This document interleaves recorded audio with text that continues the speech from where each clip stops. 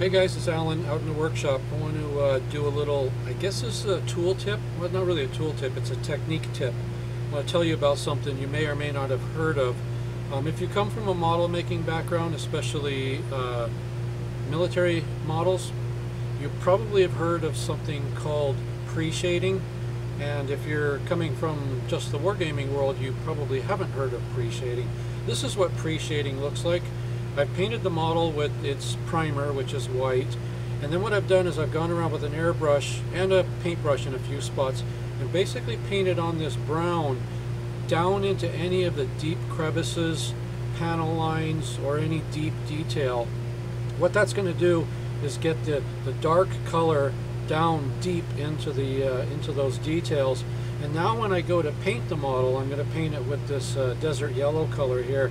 I'm going to paint it from lower angles than I normally would. Normally you would paint from all different angles and try to get your paint down into the cracks in the panels and panel lines and things like that. But now I'm going to try not to do that. I'm going to try to hit it from a lot of different angles, but not straight down into any of the panel lines, and try to avoid the panel lines as much as possible. Just paint over them very lightly. And what that's going to do is create an effect of depth in all the panel lines, because they're already pre-darkened or pre-shaded, which is where we get the name pre-shading from. So I'm going to paint this up real quick, and then I'm going to take another quick shot of it with the video to show you what it looks like after it's painted, and hopefully it'll show up on the video. It's a very subtle effect if it's done right.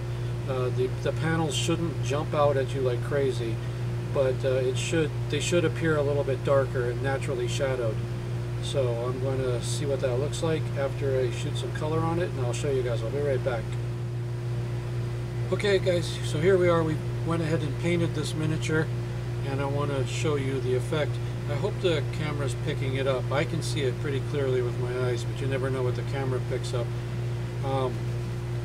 So it gives it a lot more depth in the panel lines. I hope you can tell that from looking at this. And it also gives it a little bit of a pre-weathered look. I think it just looks a little grungier already, and I haven't even done any weathering, so that's kind of a cool effect. Now, you can look at this and logically ask, well, washes and weathering powders do the same thing. They get down into the deep cracks and darken them. So why would I choose this technique over any of the others?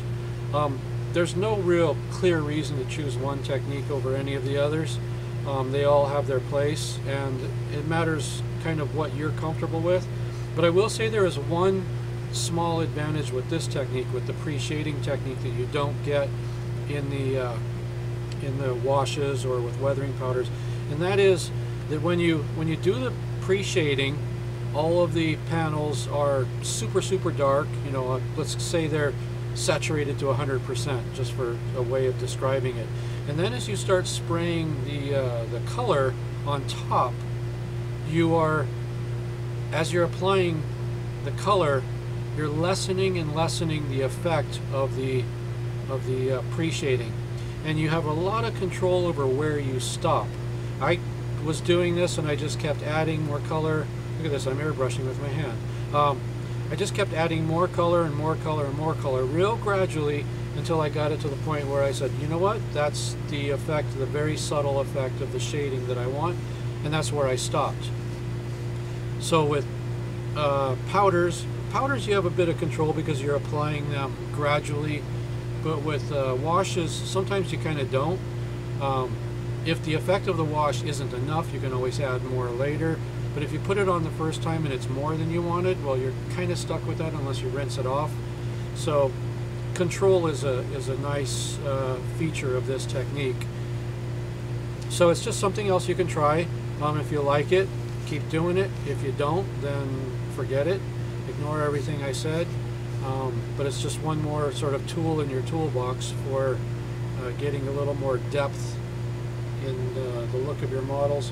I'm going to try a couple of different angles because I don't know how well this is being picked up by the camera.